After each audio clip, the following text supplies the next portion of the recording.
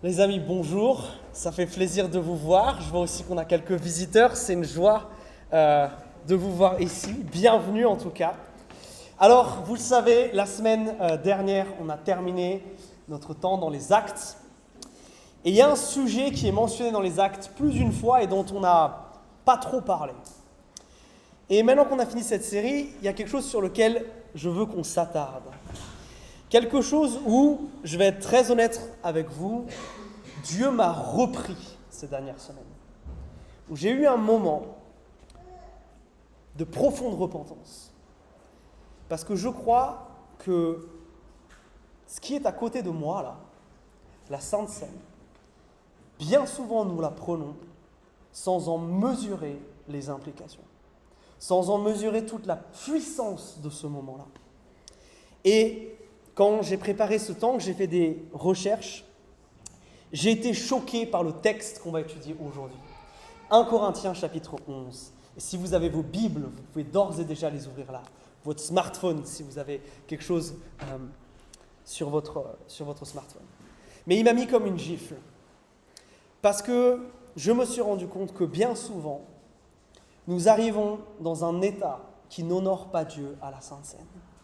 Et c'est ce dont j'aimerais vous parler aujourd'hui. J'aimerais qu'aujourd'hui nous soyons prêts à nous laisser réformer par l'Écriture. Réformer par ce que Dieu dit de ce moment-là. Et plus particulièrement, de voir trois choses. Trois choses qui me semblent que nous voyons de manière erronée par ce moment. Trois choses que nous avons oubliées sur ce que c'est que la Sainte Seine. Alors, on va commencer à lire le texte à partir du verset 17 et on va prendre le temps de le lire. D'un coup, en entier dans son contexte. Parce que souvent on n'en cite qu'une partie. Alors je commence au verset 17. Si je ne vous félicite pas en formulant cette injonction, c'est que vous vous réunissez, non pas pour le meilleur, mais pour le pire. D'abord, j'apprends que lorsque vous vous réunissez en église, il y a parmi vous des divisions. Et je le crois en partie. Il faut bien qu'il y ait aussi des dissensions entre vous pour que ceux qui, d'entre vous, résistent à l'épreuve puissent se manifester. Mais donc, lorsque vous vous réunissez, ce n'est pas pour prendre part au dîner du Seigneur. Car au moment de manger, chacun se hâte de prendre son propre dîner, de sorte que l'un a faim, tandis que l'autre est ivre. N'avez-vous pas de maison pour manger et boire ? Ou bien méprisez-vous l'Église de Dieu en faisant honte à ceux qui n'ont rien ? Que dois-je vous dire ? Dois-je vous féliciter ? Sur ce point, je ne vous félicite pas, car moi, j'ai reçu du Seigneur ce que je vous ai transmis. Le Seigneur Jésus, dans la nuit où il allait être livré, prit du pain. Après avoir rendu grâce, il le rompit et dit « C'est mon corps qui est pour vous. Faites ceci en mémoire de moi. » Il fit de même avec la coupe après le dîner en disant « Cette coupe est l'alliance nouvelle en mon sang. Faites ceci en mémoire de moi, toutes les fois que vous en boirez. Car toutes les fois que vous mangez ce pain et que vous buvez cette coupe, c'est la mort du Seigneur que vous annoncez jusqu'à ce qu'il vienne. C'est pourquoi celui qui mange le pain ou boit la coupe du Seigneur indignement sera coupable envers le corps et le sang du Seigneur. Que chacun s'examine plutôt lui-même et qu'ainsi il mange du pain et boive de la coupe. Car celui qui mange et boit sans discerner le corps mange et boit un jugement contre lui-même. C'est pour cela qu'il y a parmi vous beaucoup de malades et d'infirmes et qu'un assez grand nombre se sont endormis dans la mort. Si nous nous jugions nous-mêmes, nous ne serions pas jugés. Mais par ces jugements, le Seigneur nous corrige, afin que nous ne soyons pas condamnés avec le monde. Ainsi, mes frères, lorsque vous vous réunissez pour le repas, attendez-vous les uns les autres. Si quelqu'un a faim, qu'il mange chez lui, afin que vous ne vous réunissiez pas pour votre propre jugement. Quant aux autres questions, je les réglerai quand je viendrai. Alors vous l'avez vu, je l'ai lu de manière un petit peu interprétative. Mais je trouve ça intéressant que le texte que nous citons le plus au moment de prendre ce repas, c'est un texte de reproche. C'est un texte de jugement. Ça se fait dans un contexte de correction. Vous avez vu, Paul, il est fâché. Paul, il est là en colère. Et pourquoi il est en colère ? Regardez, verset 17, il nous dit ça. Je ne vous félicite pas. Il nous dit, vous vous réunissez pas pour le meilleur, mais pour le pire. Ou pire, au verset 22. Que dois-je vous dire? Dois-je vous féliciter? Sur ce point, je ne vous félicite pas. Paul, ici, est véritablement en colère. Alors, qu'est-ce qui le met autant en colère? Eh bien, c'est ce qui est dit au verset 18. C'est le thème de ce moment, le thème de ce texte. Regardez. D'abord, ou en tout premier lieu, j'apprends que lorsque vous vous réunissez en Église, il y a parmi vous des divisions. Ça, c'est le problème fondamental. Ça, c'est ce qui déclenche chez Paul cette colère. Le manque d'unité dans l'Église. Le fait que les gens n'agissent pas de concert, n'agissent pas d'un seul cœur, d'une même attitude, mais qu'au contraire, il y a quelque chose de profondément individualiste qui se passe au moment de la Sainte Seine. Ce manque d'unité, c'est le péché qui met Paul hors de lui. Et ce péché s'exprime de plusieurs manières. Regardez le verset 21. Paul, il nous donne un exemple. Car au moment de manger, qu'est-ce qui se passe? Chacun se hâte de prendre son propre dîner, de sorte que l'un a faim, tandis que l'autre est ivre. Alors, vous savez, à l'époque, ils prenaient la Sainte Seine de manière un petit peu différente de nous. Nous, vous voyez, c'est des éléments, ça dure un petit moment, c'est une petite partie de notre temps. Mais à cette époque, ce qu'ils font, c'est un véritable repas. Et ils commencent le repas ainsi, il y a quelqu'un qui se lève, qui remercie Dieu, qui rompt le pain, et il partage ensuite le repas. Et à la fin, il y a quelqu'un qui prend une coupe de vin, qui remercie Dieu, parce que cette coupe, elle représente le fait que nous soyons réconciliés avec Dieu, cette nouvelle alliance que nous avons avec lui. Et à ce moment-là, le repas se termine. Mais pendant ce repas, chacun contribue. Chacun amène quelque chose à manger. Et Paul nous dit, il y a quelque chose de problématique là, qui montre que vous n'êtes pas unis. C'est-à-dire qu'il y en a qui sont morts de faim et il y en a qui sont déjà ivres-morts. Les deux sont problématiques.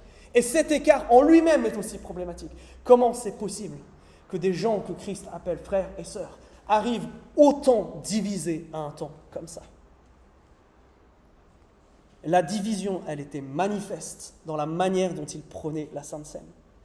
Et ça doit nous alerter, les amis. Ça doit nous alerter. Parce que ce temps de Sainte Seine, c'est premièrement et avant tout une expérience collective. C'est un temps ensemble. Ce n'est pas un temps moi devant Dieu. C'est un temps nous devant Dieu. Ce n'est pas un temps où chacun vient tout seul se présenter devant ce repas. C'est un temps où en tant que communauté, en tant que groupe, en tant que peuple de Dieu, nous venons ensemble. Alors vous allez peut-être me dire, oui mais Quentin, là tu fais des nuances vachement pointues, c'est peut-être pas si grave, peut-être que ce qui est le plus important c'est justement que je puisse venir à ce temps-là, que chacun puisse y aller. Mais regardez ce que Paul dit au verset 20. Si nous venons à la Sainte Seine en division, il dit ceci. Donc lorsque vous vous réunissez, ce n'est pas pour prendre part au dîner du Seigneur. Pire, au verset 22, il va plus loin. Il insinue quelque chose là. Ou bien est-ce que vous méprisez l'Église de Dieu? C'est extrêmement fort ce qu'il dit là. Si nous venons diviser à la Sainte Seine, nous polluons ce temps. Elle est plus sainte cette scène. Elle est polluée. Paul va plus loin. Ne dites pas que vous venez de la part au dîner du Seigneur. Sous-entendu, trouvez-lui un autre nom parce que c'est pas ça. C'est pas une sainte scène. On vient diviser devant Dieu, ce n'est pas une sainte scène. Ce péché de division change ce repas qu'on appelle aussi communion. Parce que si nous venons diviser, nous ne sommes pas en communion les uns avec les autres. Et donc nous ne pouvons pas non plus être en communion avec le Christ. Et il y a ce verset 22 là qui nous parle de mépris. Oui, parce que arriver divisé, arriver fâché les uns avec les autres, arriver plein de rancœur, alors que c'est un temps où on proclame que nous-mêmes sommes pécheurs, que nous-mêmes n'avons aucun espoir, si ce n'est que Jésus-Christ un jour a fait irruption dans notre vie et a tout changé. Nous proclamons un amour tellement grand, mais nous sommes incapables d'en redonner un petit au frère qui est à côté de nous, pour qui Christ est mort lui aussi. Prenons conscience de ça. Quand nous arrivons à la Sainte Seine divisée, nous arrivons avec une rancœur contre quelqu'un pour qui Jésus-Christ est mort. Quelqu'un que Jésus-Christ aime tellement qu'il est mort pour lui. C'est plus alors le repas du Seigneur, c'est un autre nom pour la Sainte Seine. Non, Parce que si on agit comme ça, c'est juste un mauvais repas de famille. Où on arrive, parce qu'il faut se retrouver. Mais pas pour le plaisir de prendre part à la table de notre papa qui est venu nous adopter, qui est venu nous chercher, qui est venu nous racheter.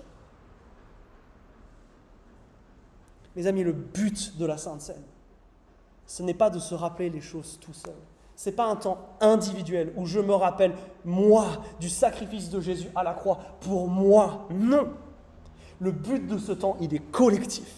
C'est un moment où le peuple de Dieu, ceux que Dieu est allé chercher dans leur misère et sauver, se rassemblent ensemble pour se rappeler ensemble que Christ est venu les chercher, eux tous. Alors, comment ça s'applique pour nous ? Parce que l'exemple que donne Paul de mauvais comportement, comme nous, ce n'est pas un vrai repas, il ne s'applique pas tellement à nous. Mais la question de la division, si. Est-ce que nous sommes venus ce matin divisés ? Sachez-le, à la fin de ce temps, nous allons prendre la Sainte Seine. Et donc cette question, elle est plus qu'actuelle pour nous maintenant. Comment est-ce que nous nous présentons devant Dieu maintenant ? Comment est-ce que nous venons à la Sainte Seine maintenant ? Il y a deux choses qui peuvent nous diviser. Deux choses qui peuvent faire qu'on n'est pas unis. La première, c'est si nous n'avons pas la même foi, si nous ne comprenons pas ce que ça représente. Nous venons diviser si deux personnes prennent cette Sainte Seine et ne comprennent pas ce qu'elles veulent dire. Si un croit de manière juste que ça symbolise qu'il y a un Dieu qui l'aime tellement qu'il est mort pour lui. Parce que nous faisons tous le mal. Et nous avons besoin d'un sauveur pour ça. C'est ça que ce repas représente. Si tu ne crois pas ça, tu ne peux pas être uni avec l'Église cet après-midi. Si tu ne crois pas que Jésus est mort, mais ensuite ressuscité et élevé au ciel, depuis lequel il agit, tu ne peux pas être en union avec ce qui se passe ici, avec l'Église ici. Si enfin, ce Jésus-Christ-là, ce n'est pas quelqu'un que tu connais de manière intime, ce n'est pas ton sauveur et maître, celui qui dirige ta vie, celui en fonction duquel tu prends tes décisions, celui qui oriente tout ce qui se passe dans ta vie, alors tu n'es pas uni. Et peut-être que tu te dis, si, ça c'est le christianisme de base, moi je suis d'accord avec ces choses-là. Mais tu n'es pas uni. Si tu as un conflit avec la personne assise à côté de toi, tu ne peux pas te présenter uni. Tu ne peux pas te présenter uni si, sur le chemin de l'Église, tu t'es disputé avec ton époux, ton épouse ou tes enfants. Vous ne pouvez pas vous présenter unis, vous n'avez pas eu le temps de régler ce qui s'est passé. Et nous prenons un risque. C'est si grave que Paul nous dit au verset 20, si vous vous réunissez dans ces conditions-là, vous ne vous réunissez pas pour une sainte Seine, pas pour le dîner du Seigneur. Il est d'un enjeu crucial que lorsque nous prenions ces éléments, nous soyons unis. S'il y a une rancœur avec quelqu'un assis à quelques rangs de toi, ici, non, tu n'es pas uni. Et si nous prenons la Sainte Seine dans ces conditions-là, nous la dénaturons. Alors, vous allez peut-être me demander, mais pourquoi c'est si grave ? On est d'accord que le fait de ne pas être unis, c'est pas bien, ça on est d'accord. Mais on ne peut pas être dans une unité parfaite tout le temps, soyons honnêtes. À chaque fois qu'on ouvre la bouche, on prend le risque de s'offenser les uns les autres. Alors pourquoi c'est si grave à ce moment-là ? Parce que 1 Corinthiens, cette lettre dans laquelle nous lisons, Paul, il fait que de parler du problème de l'unité, tout le temps. Mais il y a un seul moment où Paul s'énerve, c'est là. Dans tout le reste de l'épître, il va dire c'est grave, c'est un péché, c'est pas bien. Mais qu'est-ce qui fait qu'au moment de la Sainte Seine, ce qui est grave devient gravissime ? À tel point que le verset 30 est très, très évoquant. Il y en a parmi vous qui sont tombés malades à cause de ça. Il y en a qui sont devenus infirmes à cause de ça. Il y en a même qui sont morts à cause de ça. C'est extrêmement fort ce qui est dit là. Pourquoi là, c'est si grave ? Eh bien, je crois qu'on n'arrive pas à le comprendre parce qu'on a transformé quelque chose par rapport à la Sainte Seine. On a fait d'un temps, d'un moment qui est saint, qui est sacré, qui est à part, un simple symbole. On a réduit ça à un simple symbole. Et c'est vrai, même dans notre pratique, nous ne faisons plus un vrai repas. Nous en avons fait un simple symbole. Mais je crois que nous nous trompons si c'est ce que nous pensons de la Sainte Seine, que c'est juste un symbole et qu'il n'y a rien de plus à ça. Alors quelle différence je fais entre ce que j'ai noté là, un symbole et un moment sacré? Un symbole, c'est simple, c'est quelque chose qui représente quelque chose d'important. Mais il y a une différence entre le symbole et la chose qu'il représente. Laissez-moi vous donner un exemple, parce que je sais qu'avec cette chaleur, c'est pas facile de suivre.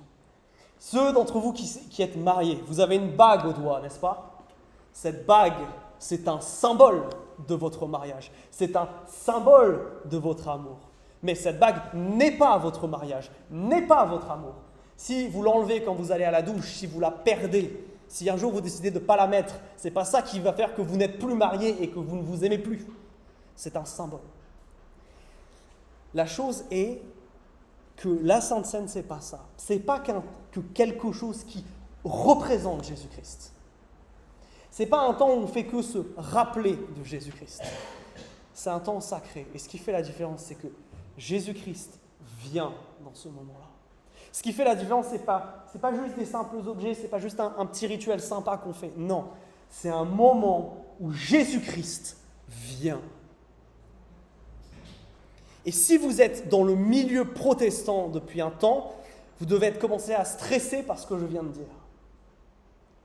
Parce que nous, on a un problème avec cette idée-là. Que Christ soit vraiment là dans ce moment. Mais je suis convaincu que c'est le cas. Et pour vous le montrer, Paul nous a donné un petit extrait, c'est sur la page d'avant dans votre Bible, dans 1 Corinthiens 10, mais je l'ai là. Regarde ce que Paul dit par rapport à la Sainte Seine. La coupe de bénédiction, donc c'est-à-dire le vin. La coupe de bénédiction sur laquelle nous prononçons la bénédiction. N'est-ce pas une communion au sang de Christ? Le pain que nous rompons, n'est-ce pas une communion au corps de Christ? Si je suis en communion avec Manu qui est ici, je ne peux pas être en communion s'il est à Pornic et moi à Nantes. Il faut qu'on soit dans la même pièce, qu'on soit dans le même lieu. Une communion implique que Dieu est là. Et Paul va se servir de ça pour dire quelque chose juste ensuite, pour ceux qui sont encore sceptiques. Regardez ce que Paul dit à la fin de ce chapitre. Que dis-je alors? Que la viande sacrifiée aux idoles aurait de l'importance? Qu'une idole aurait de l'importance? Non. Mais ce qu'on sacrifie, on le sacrifie à des démons et non à Dieu. Or, je ne veux pas que vous soyez en communion avec des démons. Quel est le rapport avec ce qu'on vient de dire? Il y a le mot communion là. Paul, qu'est-ce qu'il dit? À cette époque, si vous voulez acheter votre viande, c'est difficile d'aller chez un boucher. Vous allez dans un temple, parce que c'est là qu'on fait des sacrifices d'animaux, c'est là qu'il y a de la viande. Et qu'est-ce que dit Paul? Il dit, mon problème, c'est pas que vous achetiez de la viande, comme si la viande en elle-même, elle vous rendrait mauvais si vous en mangez. Mon problème, c'est pas que vous allez dans un endroit où il y a une idole, c'est-à-dire une statue de pierre, ou de métal, ou de bois. Non, cette idole, c'est rien, c'est une statue.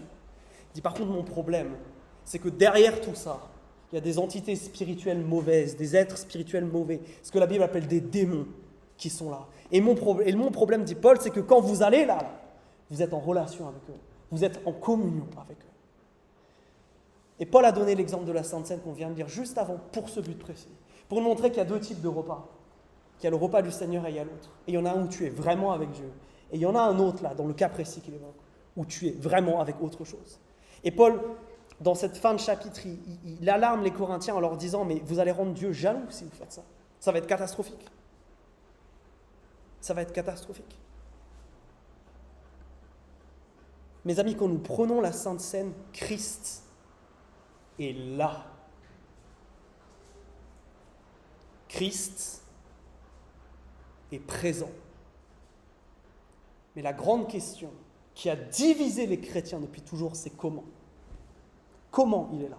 Les catholiques vous diront que ce qui se passe, c'est après que le prêtre ait prié et quand tu manges le pain et bois le vin, tu manges littéralement, Jésus vient dans le pain, il vient dans le vin, et c'est ce que tu fais.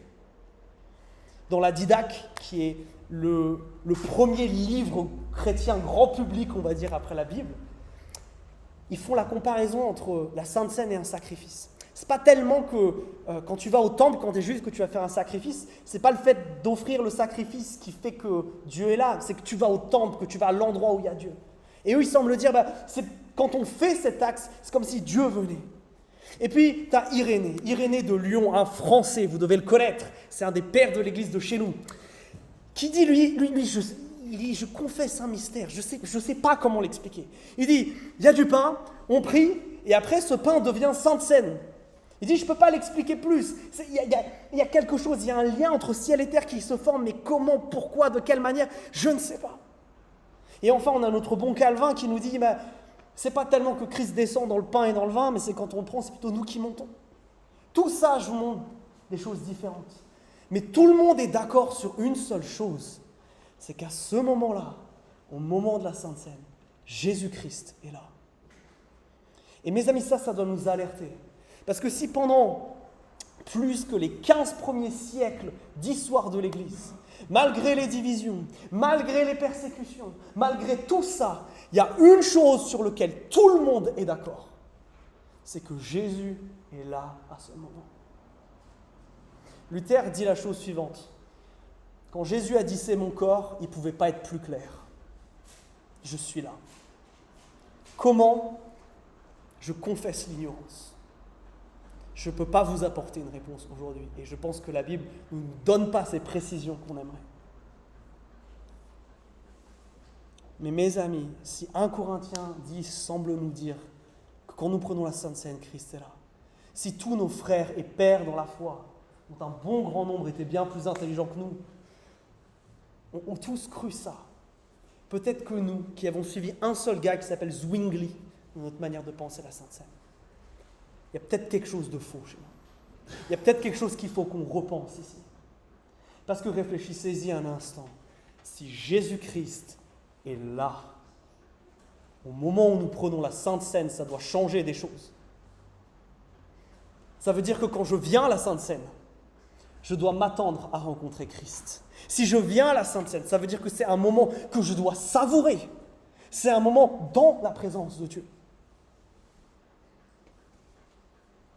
Et ce qui est bizarre, c'est qu'on a du mal à l'appliquer à la Sainte Seine alors qu'on l'applique pour plein de choses. Quand vous venez le dimanche, vous êtes joyeux, pourquoi ? Parce que vous savez qu'on va chanter les louanges de Dieu. Et vous savez que pendant ce temps-là, ce n'est pas juste un moment de chant. Non, c'est un moment de louange, c'est-à-dire qu'on croit ce que nous dit le psalmiste, que l'Éternel règne, habite les louanges de son peuple, que quand nous élevons nos voix pour glorifier Dieu, il se passe quelque chose. Dieu est là et ça change les choses. On n'a aussi aucun mal à croire que ce que je fais maintenant, là, c'est important, que la parole de Dieu, les mots de Dieu, ils peuvent nous transformer, ils ont ce pouvoir-là. Nous venons avec cette attente d'être nourris, d'être transformés, d'être impactés par Dieu. Pour tout ça, on n'a aucun problème à le croire pour la louange et la prédication. Mais pourtant, pour la Sainte Seine, bien souvent, il y a un problème. Et le problème est on pourrait dire encore plus grand dans le fait que, qu'est-ce que Jésus nous a demandé de faire ? Il nous a demandé de chaque week-end se réunir pour faire de la louange ? Non. C'est une chose très bien, il faut continuer à le faire, hein, mais il ne nous a pas demandé ça. Il ne nous a pas non plus demandé de prêcher un sermon verset par verset du texte, non. Par contre, ce qu'il nous a demandé, c'est de prendre la Sainte Seine. Ça, il l'a dit, et il l'a redit, et il l'a redit. Et on a vu dans Actes, il le faisait. Mes amis, quand nous ne considérons pas Jésus dans ce moment-là, nous passons à côté de quelque chose d'exceptionnel. Vous qui avez goûté à la bonté, au bonheur de la présence de Dieu, on n'a pas arrêté de le chanter ce matin. On a besoin de sa présence. Ça nous rend addicts, Jésus-Christ. On a été créés pour expérimenter Dieu, pour le rencontrer, pour vivre en harmonie avec lui. Et on a un temps où Dieu nous dit « je serai là » et nous, c'est le temps qu'on met de côté. Mais on est fous.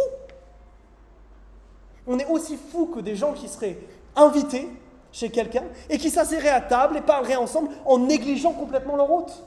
C'est ce que nous faisons. Mes amis, nous avons l'occasion de rencontrer Dieu, de passer un temps dans sa présence. Pourquoi est-ce qu'on n'aime pas plus la Sainte Seine ?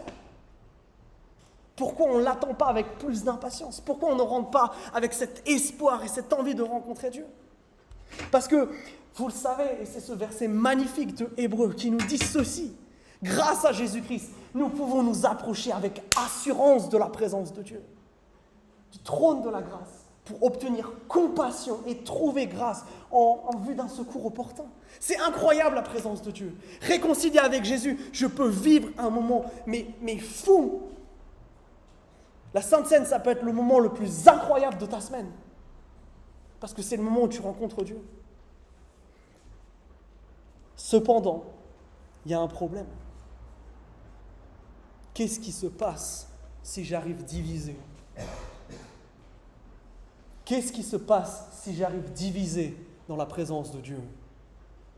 À ce moment-là, ce n'est pas Hébreux 4, c'est Ésaïe 6. Peut-être vous vous rappelez quand nous avons prêché ce passage. Ésaïe, dans une vision, est transporté devant Dieu. Sa première réaction, c'est celle-là. Quel malheur pour moi! Je suis perdu, car je suis un homme impur. J'habite au milieu d'un peuple aux lèvres impures, et mes yeux ont vu le roi, le Seigneur des armées. Ésaïe est en train d'être terrifié, parce qu'il se rend compte que lui qui fait le mal est en présence d'un Dieu bon. Entrer de manière indigne dans la présence de Dieu, ce n'est pas une bonne expérience. C'est une expérience qui est terrifiante. Rappelez-vous le grand prêtre dans le temple. Vous vous rappelez? Le temple à Jérusalem. Il y a une salle au fond. Une salle où la présence de Dieu, elle est tangible, elle est manifeste. Et vous vous rappelez qui peut aller dans cette grande salle? Un seul gars, le grand prêtre. Une seule fois par an. Et après avoir fait un tas de rituels de purification. Pire que ça, on lui attache une corde autour de lui parce que si jamais entre le moment où il a fini le rituel et le moment où il entre dans la salle, il arrive avec un péché, il va mourir et il faut qu'on puisse le sortir de la salle sans que nous-mêmes on meure. Rentrer dans la présence de Dieu, ça peut être soit Hébreux 4, soit Ésaïe 6. Et moi je veux Hébreux 4, je ne sais pas vous. Je ne veux pas Ésaïe 6. Alors, pour vous rassurer, Dieu va rassurer Ésaïe ici, il va le purifier en lui mettant un charbon ardent sur les lèvres, pour qu'il puisse rentrer dans sa présence. Mais pourquoi je vous raconte ça? Pourquoi je suis parti sur cette histoire? Parce qu'on l'a dit, à la Sainte Seine, nous rencontrons Jésus. À la Sainte Seine, nous rentrons dans la présence de Dieu. Et c'est bien pour ça qu'il y a le verset 30. On n'aime pas ce verset 30 et on passe au-dessus. Mais regardez ce qu'il dit. C'est pour cela, parce que vous venez diviser, parce que vous venez dans la présence de Dieu, c'est pour cela qu'il y a beaucoup de malades, qu'il y a beaucoup d'infirmes, qu'un grand nombre se sont endormis dans la mort. Les amis, c'est terrifiant de lire ça. En relisant ça, je suis tombé à genoux parce que je me suis dit, mais combien de fois, Seigneur, combien de fois je suis rentré dans ta présence de manière divisée? Certes, je t'avais adoré, on avait passé un bon moment, mais juste avant, je m'étais disputé avec un tel ou un tel. Combien de fois je me suis mis dans le danger de devenir malade, de devenir infirme, ou voire même de mourir. On ne blague pas, les amis, dans la présence de Dieu. Ça peut être l'expérience la plus merveilleuse, celle de Hébreux 4, celle où je m'approche avec assurance et je reçois quelque chose de la part de Dieu. Ou ça peut être celle-ci. Alors qu'est-ce qui fait la différence? Parce que c'est ça qui nous intéresse. On veut Hébreux 4, on ne veut pas Ésaïe 6. On veut désirer la présence de Dieu, on veut la chérir, on veut l'aimer. On ne veut pas en être terrifié. Alors qu'est-ce qui fait la différence? Eh bien, il va falloir qu'on s'intéresse à la fin du texte. Et là, je veux tordre le cou, violemment, à une idée reçue que nous avons et qui concerne cette idée d'être indigne. Regardez le verset 27. C'est ce qui nous dit là, prendre la Sainte Seine de manière indigne, c'est ça le problème. Sur ce que ce mot-là, ça veut dire. Le verset 27 nous dit que quand nous sommes dans cet état d'indignité, c'est comme si nous péchions, c'est que nous péchions plutôt contre Christ. Et donc, verset 28, le conseil de Paul, faites attention. Examinez-vous vous-même. Si vous vous sentez mal à l'aise ce soir, c'est une bonne chose. Vous êtes en train de faire ce que Paul veut que vous fassiez. Vous examinez vous-même. Mais vous m'examinez pour être sûr de quoi? Pour voir quoi? Qu'est-ce qu'on doit regarder? Eh bien, c'est ce que le verset 29 nous dit. Car celui qui mange et boit sans discerner le corps, mange et boit un jugement contre lui-même. Et là, on a un problème. Parce que discerner le corps, qu'est-ce que ça veut dire ça encore? Je crois que nous, les chrétiens ici, faisons une énorme erreur en ce qui concerne ce mot-là. Quand on parle du corps ici, on ne parle pas de Jésus, on parle de l'Église. Dans 1 Corinthiens et dans tout ce chapitre, vous pouvez regarder, à chaque fois qu'on parle du pain et donc du corps de Christ, il y a toujours le vin à côté. Deux expressions sont toujours ensemble.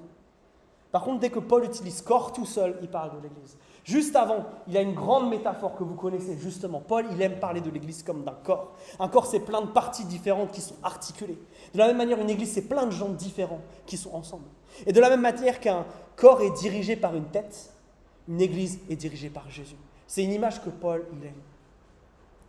Paul, il nous dit donc, si tu ne discernes pas l'Église au moment de prendre la Sainte Seine, c'est là que tu la prends de manière indigne. C'est là que tu amènes un jugement. C'est là que tu te mets en danger. Et discerner l'Église, voir l'Église dans le corps de Christ, ça veut dire quoi? Ça veut dire tout ce que Paul a dit jusqu'à présent. C'est cette histoire d'unité, cette histoire de division, ce qui nous rend indignes de prendre la Sainte Seine, ce qui nous met en danger si nous prenons la Sainte Seine. C'est si nous ne sommes pas unis au reste. C'est ça le problème de Paul. Le problème, c'est que dans nos églises, et ça, je veux briser ce mensonge-là, on croit qu'il faut que quand moi j'arrive à prendre la Sainte Seine, il faut bien que je fasse un petit check-up de comment s'est passée ma semaine, si j'ai pas trop péché, si en ce moment ça va avec Dieu. Et à ce moment-là, je peux prendre la Sainte Seine. Ça, mes amis, c'est la voie de Satan, c'est pas la voie de Jésus. Justement. Et c'est mon dernier point, parce qu'il est tellement important. La Sainte Seine, c'est un temps pour les pécheurs. La Sainte Seine, c'est un temps pour les gens qui disent « Oui, ma semaine, elle a été nulle. Oui, je n'ai pas honoré Dieu et il faut que ça change. » Mais c'est des gens qui viennent unis dire ça. Ce n'est pas des saints qui viennent tout seuls à ce repas-là. Le problème, c'est que quand nous appliquons cette méthode d'introspection à se regarder soi-même, qui es-tu pour dire que tu a été assez bon cette semaine, assez bien dans ces derniers instants pour rentrer dans la présence de Christ? Tu ne peux pas. C'est bien pour ça qu'on a eu besoin de Jésus.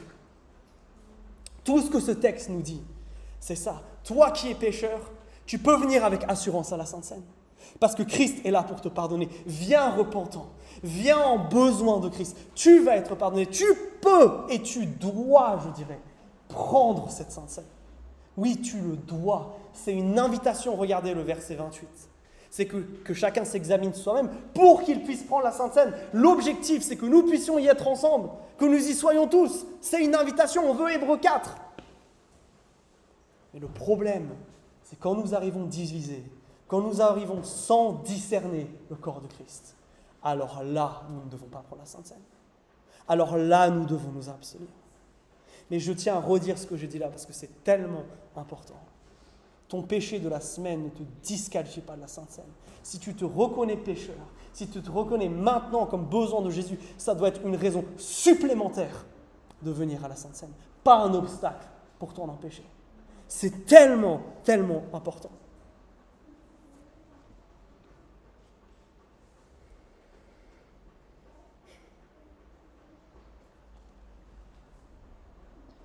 Alors je sais que, comme moi, là, à cet instant, vous réfléchissez, et c'est une bonne chose.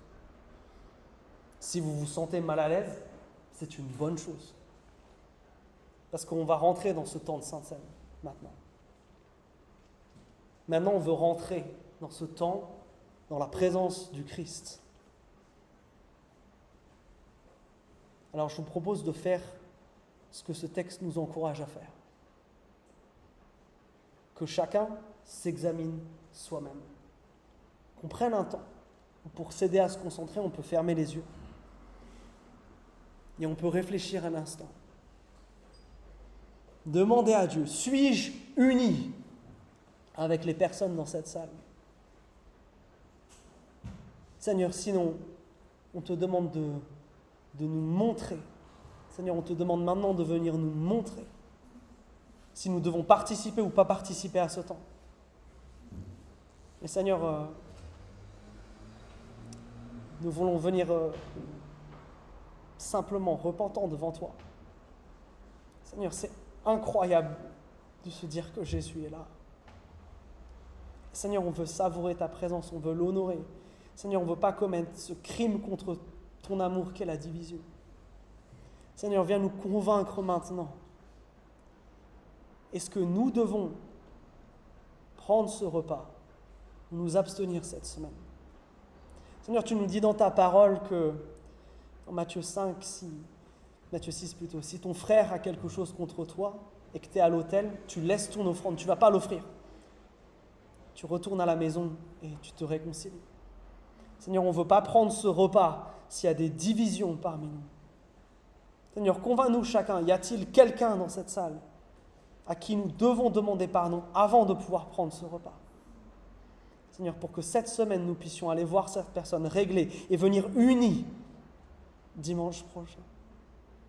Seigneur, on ne veut pas te mépriser et te prendre pour acquis. Seigneur, c'est une grâce de pouvoir goûter à ta présence. Seigneur, je te demande pardon pour toutes les fois où je suis venu tout seul et je n'ai pas voulu venir avec mes frères et sœurs. Seigneur, on veut honorer le Dieu saint, le grand Dieu qu'on a la chance de connaître. Seigneur, on veut réaliser que ce temps-là, c'est un privilège incroyable de pouvoir contempler Dieu.